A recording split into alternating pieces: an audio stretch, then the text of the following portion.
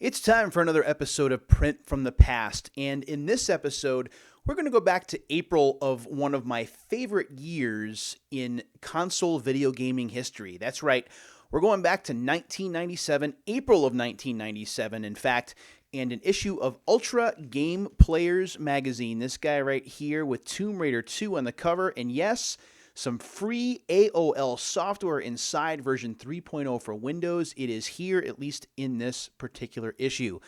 Now, I'm showing this issue a little bit early because we always got a month's lead time. So we got the April issue of our magazines in March. We got our March issues of magazines in February. So you have to subtract a month. So really, you would have been buying this magazine in March of 1997 for the month of April.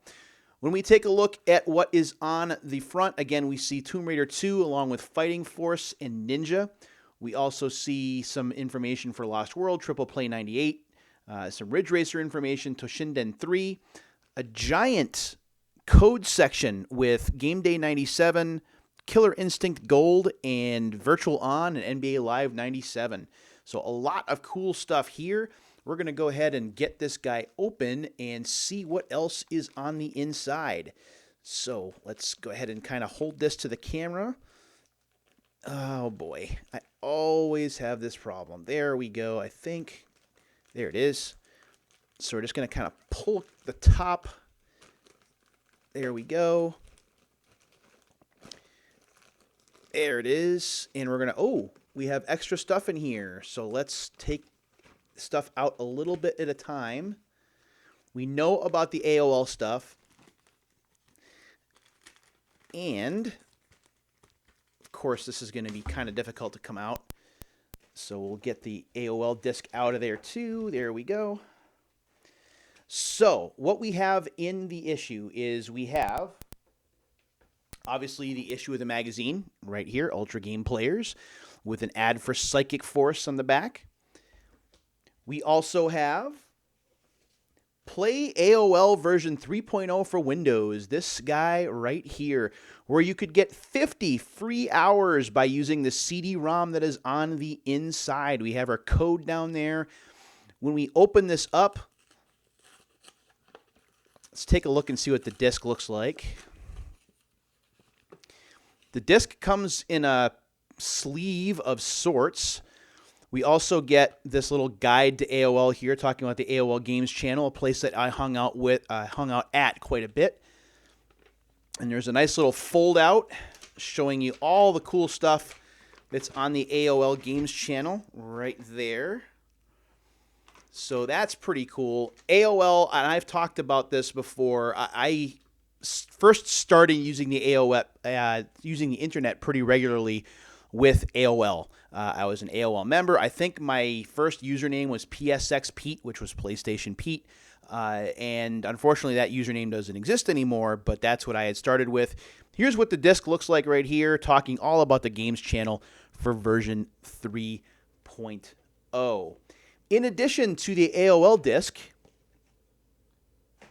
we also have an N64 Cheatbook.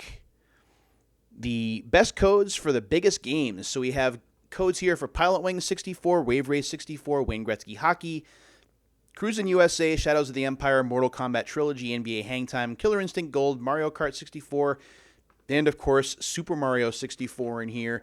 And it is exactly what it says, just little bits of information for each of the games that were mentioned. So if you're interested in N64 games, there's certainly a lot here to take a look at. This is a pretty cool addition to the magazine. Wave Race 64 codes, Gretzky codes, Wayne Gretzky 3D Hockey is awesome. Cruisin' USA, Shadows of the Empire, Mortal Kombat Trilogy, and more in this particular foldout.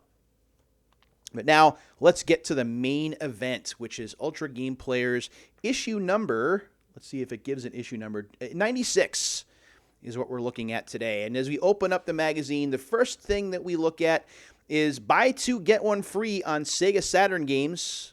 That is what we see first. And we have some interesting games here. Virtual Cop 2 is shown. Fighting Vipers is shown. Daytona USA, NFL 97, World Series Baseball 2. And then the game you can get free would be Worldwide Soccer 97, Sega Rally, Knights, or Virtual On. So that's kind of neat. Also on the inside here, we have an ad for Turok Dinosaur Hunter, a game that you can now play on the Nintendo Switch and the Xbox One/Series X, and also I believe the PlayStation 4/5. Turok is a game that I really wanted to play more of, but it is just so long. And honestly, 3D platforming sections in first person, not a fan. But nevertheless, this was a very interesting game for the N64 and pretty impressive, too, for the time, especially considering that the N64 library was just starting to really get its act together. What else do we have here? We have our team of editors. We have Chris Slate, Roger Burchill, Mike Salmon, Bill Donahue, and the new guy, which is not named. There's a disc here, apparently, but we don't get that disc in this issue, unfortunately.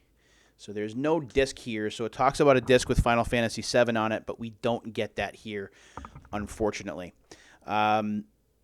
What else do we have here? An ad, or not an ad, but a little bit of a write-up on Sega GameWorks. I went to a GameWorks arcade when I lived in Arizona, and I absolutely loved it. I only went once. I wish I had gone more than that, but I remember that very well.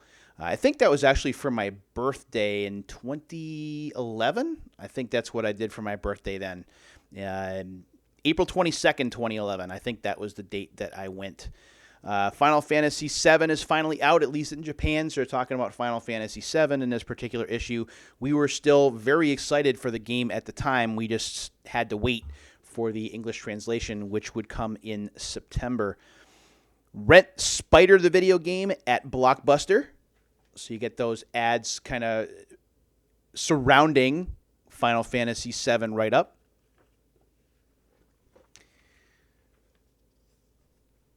We have a subscription card, which we don't need. We have an ad for Need for Speed 2 right here. Lazy Game Reviews. Clint just did, I believe, a retrospective on Need for Speed 2, which I really enjoyed watching. If you have not checked out Clint's work, I highly recommend it. One of the best narrative voices in the business. Like, I could listen to him narrate and do voiceover for his videos all day long. But he talks about older PC games. That is his specialty, and older PC-related things. And he's done a fantastic job for many years. I cannot recommend his channel enough, so make sure you check that out. It is worth your time. There's a rumors section called Wiretap, so it's very similar to like the Quarterman section in Electronic Gaming Monthly. Sequel to Diablo in the works, so talking about Diablo 2 here. Tomb Raider 2 to offer different play modes is something that's talked about. Sega to lay off personnel, ? And new quad CD for PlayStation, ? This one's interesting. One rumor that's been circulating for nearly 2 months now is that a new revision for the PlayStation is coming. Not the PlayStation 2, but PlayStation 1.5. So we're talking about mid-generation refreshes before they were a regular thing, like we saw last generation with the PlayStation 4 versus 4 Pro, the Xbox One versus the Xbox One X, and now we may be looking at the Switch Pro, which comes after the Switch. The new revision supposedly replaces the double-speed CD mechanism with a quad-speed drive and a larger CD buffer. Supposedly 1 megabyte is compared to the 28K buffer currently on the PlayStation. I don't think that happened. There were upgrades to the hardware in terms of cooling and reliability, but nothing like that really came into being. Core's Encore, talking about Tomb Raider 2 and Fighting Force and Ninja. Tomb Raider 2 is probably the most well-known of those games, although I played a lot of Fighting Force and a little bit of Ninja. Honestly, Tomb Raider is not my thing, but I understand the hype surrounding Tomb Raider, and I think that the story and, of course, the Lara Croft character is certainly very interesting. Looking a little bit at Ninja here, which is an action game. Not like Ninja Gaiden kind of action, but still like this 3D action game that is pretty challenging and looked decent for its time period. And I know I say that a lot, But again, you got to consider with the original PlayStation, that particular time period, the move from 2D to 3D, really impressed for the time, but when those games are looked back on now, they tend not to hold up nearly as well. So here's something about Fighting Force, which was, I believe, originally going to be a Streets of Rage sequel. A lot of people tend to dismiss this game, but I actually like it. I have a lot of fun with it when I play. And then we have a preview section with Battle Arena Toshinden 3, Blast Corps, Broken Helix, Dynasty Warriors, not the kind of Dynasty Warriors you're thinking of course. Overblood, Rebellion, Star Fox 64, thumbs up for that one. The Lost World, Theme Hospital, Top Gear Rally, Wild Arms, another thumbs up. Yoshi 64, and Zelda 64. And we'll take a look at those just really briefly. Here's what Zelda 64's early screens look like. You can kind of take a look at those and see how it might have changed from these older screens to the final version of Ocarina of Time, which would arrive in 1998. The Lost World, Jurassic Park. We were still in a Jurassic Park and finally getting the kind of graphics we needed to get that Jurassic Park-ish experience. And DreamWorks Interactive was really turning into its own thing at the time and was starting to impress more and more. You could save $10 on MechWarrior 2 31st Century Combat at KB Toys. I could go on and on and on about KB. I miss KB a lot. I actually worked for KB. I think I've talked about this at the Holyoke Mall in Holyoke, Massachusetts in '94 during the holiday season. I actually used my KB paycheck to pay for my copy of Donkey Kong Country for the Super Nintendo that year. I was a greeter / demonstrator, so I got to play with toys for a living and make some money while doing it. So that was pretty awesome. F in the chat for KB Toys. Overblood and Battle Arena Toshinden 3. I never really got into the Toshinden series, honestly, even when it was a flagship title for the original PlayStation in '95. I thought like the graphics looked cool for a hot minute, but that was about it. There's also an ad here for Clay Fighter, which is definitely ripping off Mortal Kombat, as you can see. There are ads here for Crypt Killer and Lethal Enforcers 1 and 2 from Konami. I love light gun games, and I know that they don't work well with just a controller, but that's the way I played them, and I still had some fun with them. Granted, it doesn't match up to using, say, like a Wii Remote or the PlayStation Move controller to get that real feel light gun kind of action, but nevertheless, these are games that I enjoyed very much, and that was back when Konami was still pretty well respected and well regarded in the business. So here's Dynasty Warriors, and what's interesting about Dynasty Warriors is that it got its start as a one-on-one fighting game before eventually becoming that one versus thousands matchup that you see in the copious amounts of Dynasty Warriors games that have followed. I never was into the original Dynasty Warriors, but Dynasty Warriors 2 and especially Dynasty Warriors 3, yeah, sign me up. I was all over that. There's an ad here for Grand Slam for the PlayStation, a game that I've been looking to try and get sealed to open up for the Unsealed show. A game that I have some interest in just because it is baseball season. I'm looking for a different kind of baseball experience. Maybe Grand Slam would be that, but I'm looking for one at a reasonable price. Right now, that reasonable price just is not a thing. Star Fox 64, Yoshi's Island 64, and Blast Corps all featured here as, again, we're talking about building the N64 library. Star Fox 64, not my favorite of the Star Fox games, but still a very good one nevertheless. What I remember about that game, aside from the Rumble Pack, was, of course, the copious amounts of voice in the game. The voice work that was compressed to fit in the cartridge, so it was matching up with its CD-ROM counterparts. That was pretty interesting, I thought.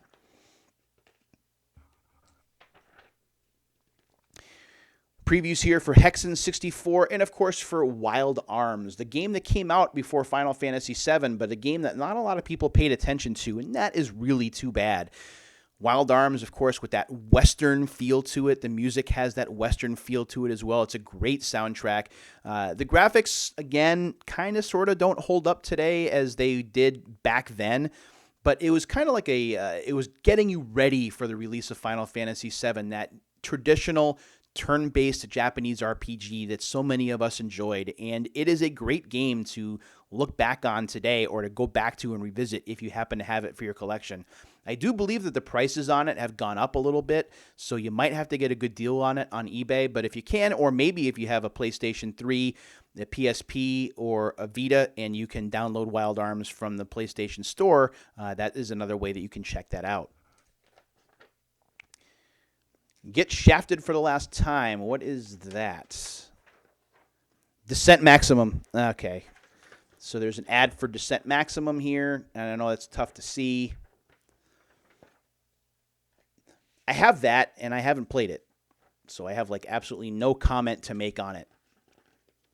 There's an ad here for Vandal Hearts, and a look at Top Gear Rally. Vandal Hearts in the genre of strategy RPG, not unlike Final Fantasy Tactics, although a bit less known. Another Konami game. Again, Konami was really pumping out the hits for the PlayStation at that time.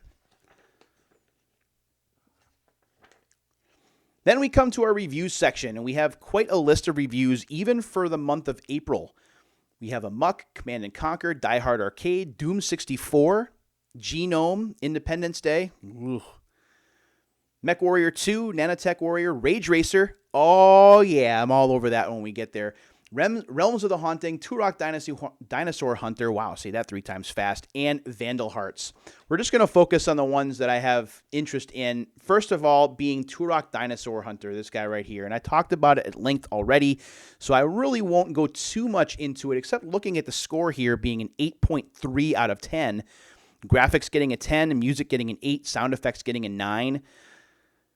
Interaction getting an 8, balance a 7, depth an 8, extras a 7, presentation a 10, and that I kind of agree with, especially considering the time frame, and innovation as a 7. If you can play this on the Switch or the Xbox One or the PS4 or PS5 or whatever, I do recommend it. It is a fun blast of the past. There are some issues in terms of continuity and not being able to save the game often enough. There's some issues with ammo too, and of course the 3D platforming can be maddening at times when you're playing in first person, but nevertheless it is a fun look back to the past, and I do recommend checking it out, especially if you can grab it on sale. My retro referee alter ego appreciates this ad. This is an ad for NBA Shootout 97, Sony's own basketball game, trying to go toe-to-toe with NBA Live 97, and unfortunately losing. NBA Live 97 was the dominant game that year. And we also have a $10 off coupon from Sears Funtronics for NBA Shootout 97. I've talked about Sears Funtronics before, the store within a store where you could go and check out all the different video games and play on all the different demo machines as well. I bought a few games from Funtronics, and I do miss it terribly, as well as missing out on Sears. Sears was a big part of shopping malls during the 1980s and into the 1990s. Reviews here for Independence Day and Die Hard Arcade. Independence Day getting a 5.3, which sounds about right. It is a very average game. And Die Hard Arcade getting an 8.2. Die Hard Arcade, a fun beat-em-up to play and looks pretty darn good on the Saturn. Vandal Hearts from Konami getting a solid 8.0. We talked about Vandal Hearts already, so I won't go too much into that. And here's an ad for Tecmo's Deception. Tecmo's Deception series is a very interesting series where you basically lay traps with the objective of killing everyone else in the game. The first Deception game, I can take or leave, but Deception 2, Deception 3, and Trapped for the PlayStation 2 are excellent games in this genre, which is a very strange strategy/action hybrid. The themes are dark. Some of the combinations you can do where you can catch someone in a bear trap, then have an arrow shoot out of the wall to lodge in their skin and then drop a rock on their head. Yeah, that is a lot of fun to put together and play, and I highly recommend the games, although they are rated M for mature, so make sure that you are able to stomach that kind of content before you buy in. And now we get to the big guns, at least as far as I'm concerned. Doom 64 getting an 8.5. It is really nice to be able to play Doom 64 on the Switch, the Xbox One, PlayStation 4, and the new consoles as well. It runs really well at 60 frames per second, and some of the additional detail is pretty awesome too. I was not a big Doom guy at the time, so playing Doom 64, I kind of got lost quite a bit because I wasn't used to the map and the different stages in the game. But replaying it in 2020 and 2021, I certainly enjoyed it a lot more. Rage Racer, the third game in the Ridge Racer series for the PlayStation. Ridge Racer being one of the launch titles for the original PlayStation. Ridge Racer Revolution coming out a year later, which was kind of like a Ridge Racer 1.5, if you will. And then we have Rage Racer. Rage Racer is a game that gets a little bit darker, a little bit more moody. The music changes from this really lively clubhouse mix stuff to this more chill kind of music. I really can't put the right genre on it. But what's interesting about the game is the progression. Playing through the different kinds of races, building up a cache of money, and then using that money to buy new cars or upgrades for your old cars. I find that incredibly addictive. The game is a lot of fun to play, despite the fact that the graphics haven't aged well, and I know that that is a common theme here. The music is kind of so-so. It is not as, obviously, as high energy as the first two games, but it still gets the job done, and there is a lot of fun to be had with Rage Racer if you can find it. I'm a little sad that the game only got a 7.9 here.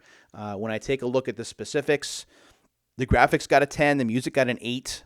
The sound effects got a 7. I can get that. Interaction 9, balance 7, depth 6. I don't know how I feel about that. I would raise that another point or so. Extras 9, presentation 8, and innovation 6. What else do we have here? There's a 2-page ad here for Rebel Assault 2 for the PlayStation, a game that I admit is a guilty pleasure, a game that is a full-motion video-ish kind of game that doesn't have a lot of replay value, but sometimes it's fun just to kind of put yourself back in the Star Wars universe and just kind of let the game do its thing. I really enjoy going back to the game every so often, and I even opened up a brand new copy of Rebel Assault 2 for Unsealed some time ago. So I love seeing those ads. It just kind of takes me back. What else do we have here? Sportsline, which is Game Player's version of just talking sports games, looks at Grand Slam 97, MLB Pennant Race 97, which I don't think happened actually, and bottom of the ninth 97, which we opened for Unsealed. World Series Baseball 3, Ken Griffey Jr. Baseball, I believe that was winning run at that point. All-Star Baseball 97, MVP Baseball 97, and VR Baseball 97. So lots of baseball games in time for the incoming baseball season for that year. We also have a look at Triple Play 98 and a preview of All-Star Baseball 97. So you can kind of take a look at those there. Sorry about hitting the microphone there, but I really need to have this external microphone in order to get the sound that I need for these videos. What else do we have? We're flying right along here.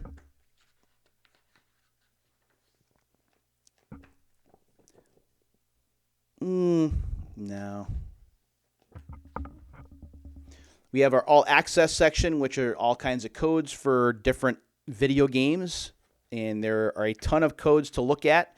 Die Hard Trilogy, NFL Game Day 97, for those of you still playing football in the spring. Rage Racer, I should say, Dark Forces for the PlayStation. NBA Live 97 for the PlayStation. Sonic 3D Blast for the Saturn is here as well. Virtual On, Area 51 for the PlayStation and Saturn, another fun light gun game, speaking of. Killer Instinct Gold and Shadows of the Empire are just some of the games mentioned here in the code section. And that's pretty much it, honestly. There is a letter section here, but I'm not going to get too much into those today. And then finally, just because Nintendo's really weird Game Boy ad with the different colors and the different tongues sticking out, is this the Get In or Get Out campaign?